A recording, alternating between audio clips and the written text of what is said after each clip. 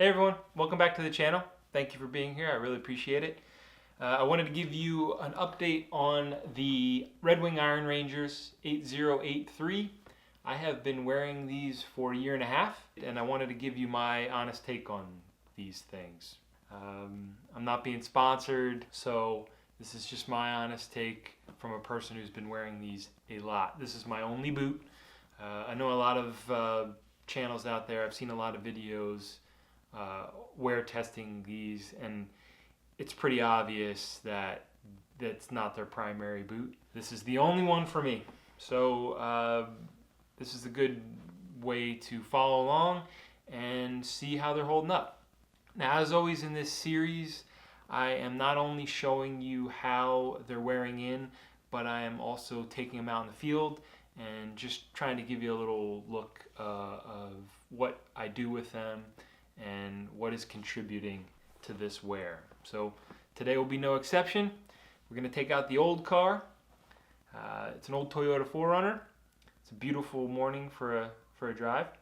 Now the 4Runner is stick shift, and I don't know how many of you are driving stick shift with an Iron Ranger these days. Probably not many of you.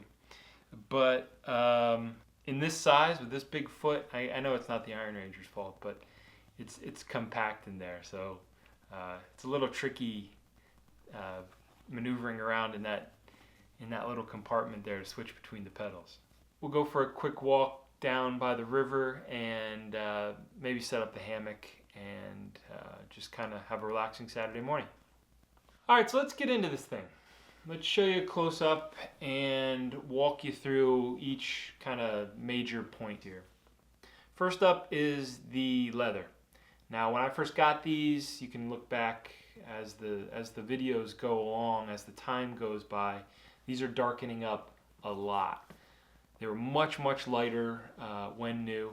So if you are purchasing these and you love the color that they are, well, you better keep them dry, you better keep them clean, and good luck to you, because these have darkened up a great amount. They do hold up pretty well. I did treat them for waterproofing. I wear these in the garden. They will get damp eventually. Obviously, if you're out there for fully submerged, you know, it's gonna get damp. But if you're just walking through grass and it's kind of dewy in the morning, no problem. They'll get even darker than this. But your feet won't get wet, so that's great. Toe caps are still looking great, a little stained up, a little dinged up, but yeah, really no worse for wear, looking good. Shoelaces, these are the original shoelaces, so I'm not tying them every single morning, but I'm using the speed lace technique, so I kind of just weave them in and then just hook them. So that probably contributes to the longevity of these things, but really, this is the original laces and they seem great.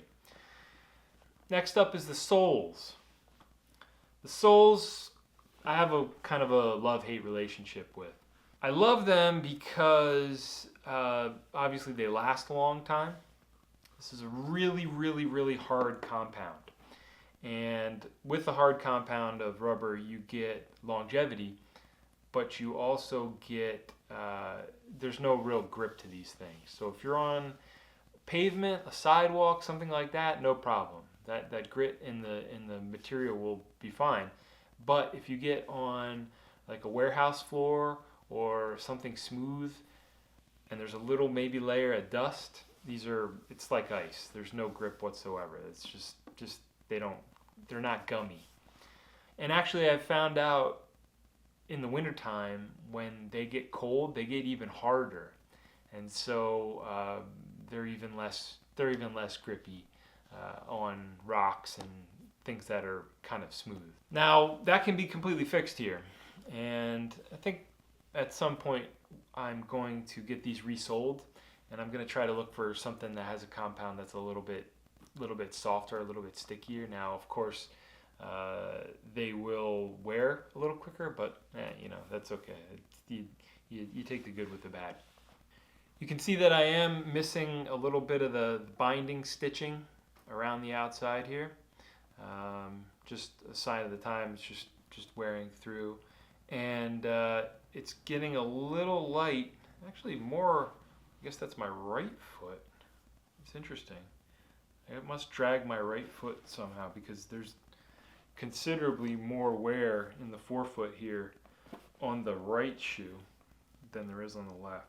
And even the heel, as you'll see, is starting to wear smooth and also rounding off. So I'm sure that's making my foot fall a little strangely. So definitely not cooked, but you know, getting there. Let me know in the comment section, when do you guys change these things? At what point would you, I'm sure there's varying opinions on when to get a shoe resoled. I'm sure a lot of you guys are taking them down to the leather. But let me know what your opinion is. I'm happy to take. I've learned so much from the community here as far as cleaning them, caring for them, and it's just so cool that so many people are interested in these things. So thanks, I appreciate you again. The break-in period for these wasn't that bad. I'll take the boot trees out so you can kind of see how pliable the leather is after a year and a half. Yeah, the break-in period never really bugged me too much. You know, after, I don't know, a couple weeks, I just, you know, they wore in really great. They're fairly soft here. I wouldn't say that they're, you know, about to wear through, but, you know, they move pretty good. The sole is, I think, what is holding this all together, or else it would flex. There's a shank in here that's kind of holding these from flexing, so you can only get this much flex. But you can see that the leather's pretty soft. Yeah, pliable, comfortable. The footbed is the original. I didn't put any insole in or anything like that, so it's just a couple pieces of leather. And as you reach in here, you can feel the entire outline of my foot, all the toes, the ball, the heel, everything. It's completely just, when you put these on after you've been wearing them for this long, they're just almost like a part of your foot. It's so interesting when you go away from them for a couple of days. Maybe you wear a sneaker for a little bit, and then you come back to them. It is so amazing when your foot goes into them. It just is your foot. It's really a cool thing. It's hard to explain. You guys who have worn these in, I'm sure, know what I'm talking about. It's just like the leather on the outside conforms to your foot. The leather in the footbed conforms to all your toes. It's really it's a neat thing. It's super comfortable. I really love the idea that this is my pair. So you guys can watch this all day long, but your pair won't look exactly like this because you don't do exactly the things that I do. And that's the beauty of having items that are worth keeping. They are a reflection of you. So I know that a lot of you are tuning in to see what an Iron Ranger will look like after a year and a half of real significant wear. But this is just my real significant wear. I'm sure there's a welder or somebody out there who is wearing these in another cool way.